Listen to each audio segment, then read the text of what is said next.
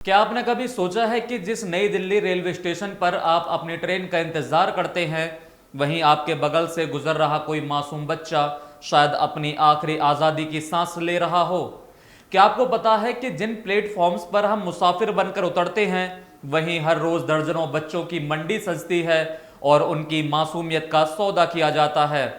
यह मैं नहीं कह रहा, बल्कि देश की सबसे बड़ी अदालतों में से एक दिल्ली हाई कोर्ट ने दहाड़ते हुए कहा कि दिल्ली अब बच्चों की तस्करी का अड्डा बन गई है। एक ऐसा अड्डा जहां कानून की नाक के नीचे बच्चों को जानवरों की तरह बेचा और खरीदा जा रहा है। आज की ये रिपोर्ट आपके रोंगटे खड़े कर देगी, क्योंकि आज बात सिर्फ एक खबर की नहीं, हमारे सिस्टम के उस रिश्ते हुए जख्म की है जिसने राजधानी को शर्मसार कर दिया।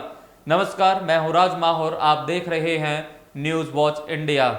अदालत के कमरा नंबर 1 में जब चीफ जस्टिस देवेंद्र कुमार उपाध्याय और जस्टिस तेजस करिया की बेंच ने इस मामले की फाइल खोली, तो उनकी टिप्पणियों ने पूरे प्रशासन के चेहरे से नकाब उतार दिया। कोर्ट ने साफ कहा कि हमें किसी सरकारी रिपोर्ट या फाइलों की जरूरत नहीं है। हकीकत देखनी है तो बस आधे घंटे के लिए किसी भी बड़े रेलवे स्टेशन पर जाकर खड़े हो जाइए।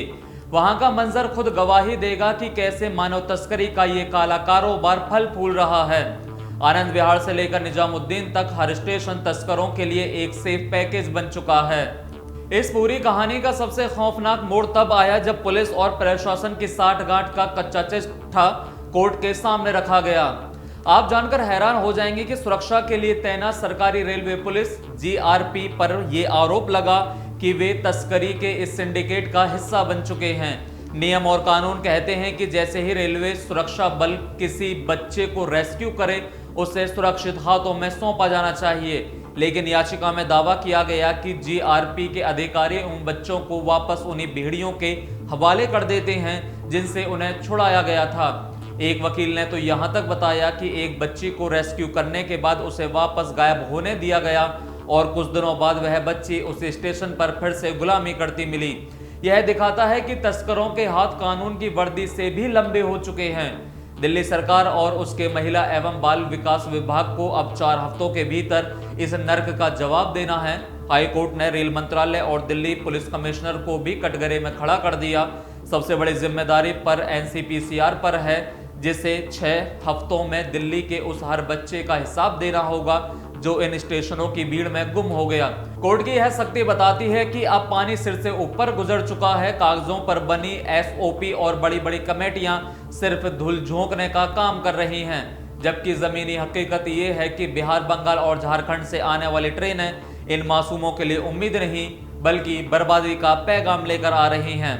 अंत में यह सवाल सिर्फ कोर्ट या पुलिस का नहीं है, यह सवाल हम सबका है।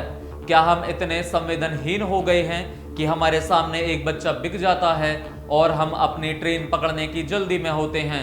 दिल्ली हाई कोर्ट ने प्रशासन की नींद तो उड़ा दी है, लेकिन जब तक जमीनी स्तर पर एक एक भ्रष्ट अधिकारी पर कार्रवाई नहीं होगी, तब तक स्टेशन मासूमों की चीखों से गूंजते रहेंगे। अगर आपको किसी स्टेशन पर कोई बच्चा डरा हुआ या संदिग्ध हालत में दिखे, तो उसे अनदेखा ना करें। आपका एक कदम उस बच्चे को उस अड्डे से बाहर निकाल सकता है जिसे आज पूरी दुनिया देख रही है। याद रखिए, चुप्पी भी इस अपराध का हिस्सेदारी है। आप इस खबर पर क्या सोचते हैं, हमें कमेंट करके ज़रूर बताइए, और अगर वीडियो आपको पसंद आया हो तो चैनल को सब्सक्राइब करना ना भूलें।